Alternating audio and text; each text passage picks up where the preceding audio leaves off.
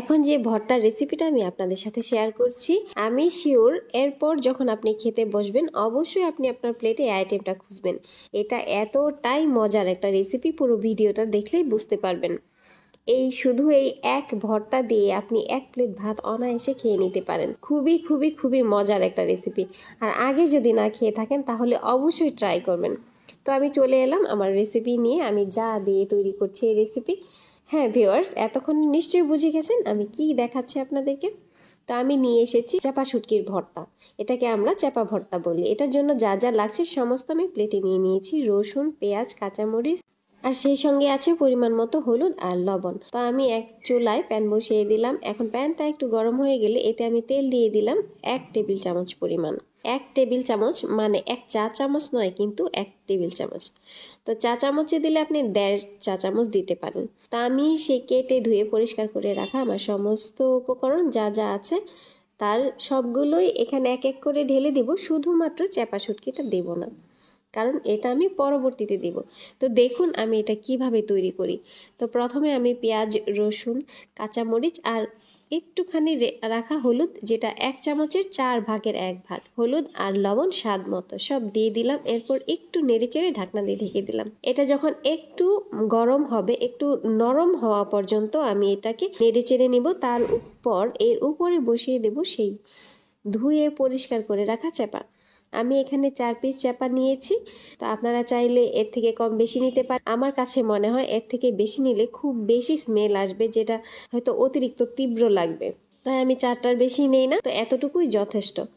তো এরপর আরেকটা জিনিস খেয়াল করেন, এটা একটা টিপস বলা চলে। আমি চাপা শুটকিটা কিন্তু আমার প্যানের তলায় লেগে যেতে দিচ্ছি না, এটা আমি রসুন পেঁয়াজের উপরে ভাসা ভাসা করে রেখে দিচ্ছি। আমি নেড়ে চেড়ে দিচ্ছি, তবুও কোনোভাবে এটা নিচে যেন না পড়ে সেই চেষ্টা করছি। তার কারণ হলো যে এই চাপা শুটকিটা আপনি ভাজার সময় যদি কড়াই বা প্যানের নিচে লেগে যায়, এটা একটা পোড়া পোড়া ভাব হয়ে যাবে, একটা মানে স্বাদ কিছুটা কমে যাবে, অনেক সময় একটু তেতোও লাগতে পারে। তো পেঁয়াজ রসুনের উপরে গায়ে গায়ে রেখে দিলে এটা হবে যেটা, আপনি রান্না করতে করতে আস্তে আস্তে এটা গলে যাবে এবং মিশে যাবে পেঁয়াজ রসুনের সঙ্গে। পেঁয়াজ রসুনের সঙ্গে মিশে যাবে আর স্মেলটাও একদম অটুট থাকবে। তো এই পর্যায়ে আমি একটু ঢাকনা দিয়ে ঢেকে দিলাম আর চুলাটা বন্ধ করে দিলাম। যখন বোঝা যাবে যে আপনার রসুন সিদ্ধ হয়ে এসেছে, পেঁয়াজ খুব দ্রুত সিদ্ধ হয়, রসুন যেহেতু আমি আস্তে আস্তে দিয়েছি তাই কিছুটা সময় নেবে। তো যখন বুঝতে পারবেন এটা সিদ্ধ হয়ে গেছে তখন চুলাটা বন্ধ করে দিবেন। তারপরে এটা আমি একটা ছেঁচনিতে তুলে নিলাম। এরপর এটাকে ছেঁচে ভর্তা করে নিচ্ছি। অনেকে শিলপাটায় বেটে ভর্তা করে, তবে শিলপাটায় যেটা পিষে ভর্তা করা হয়, বাটা ভর্তাটার টেস্ট একটু আলাদা, আর এইভাবে ছেঁচনিতে ছেঁচে ভর্তার স্বাদ এটাও একটু আলাদা। আমি এখানে পুরোপুরি একদম মিক্স করে ফেলবো না, একটু গোটা গোটা ভাব থাকবে যেটা খাবার সময় মুখে লাগবে। আমি এখানে মরিচ ঝাল যেটা আমি খাই যতটুকু পরিমাণে সেই পরিমাণে নিয়েছি। আপনি ঝাল বেশি খেতে আরও বেশি মরিচ দিতে পারেন। তো অলরেডি আমার চাপা ভর্তা হয়ে গেছে।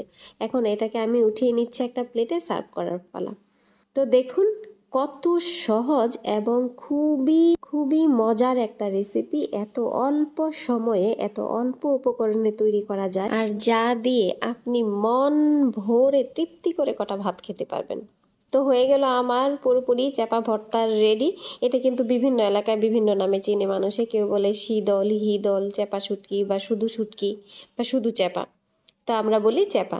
তো আমার ভিডিও কেমন লাগলো, ভালো লাগলো অবশ্যই লাইক কমেন্ট শেয়ার দিয়ে পাশে থাকবেন এবং পরবর্তী ভিডিও দেখার জন্য সাথেই থাকবেন। আর এই মুহূর্তে আপনি যদি আমার এই ভিডিওটি ইউটিউব চ্যানেল থেকে দেখে থাকেন তাহলে অবশ্যই আমার চ্যানেলটি সাবস্ক্রাইব করে বেল বাটন দিয়ে অন করে রাখেন, পরবর্তী ভিডিও নোটিফিকেশন পাওয়া মাত্রই চলে আসবেন। তো ধন্যবাদ সবাইকে, খোদা হাফেজ।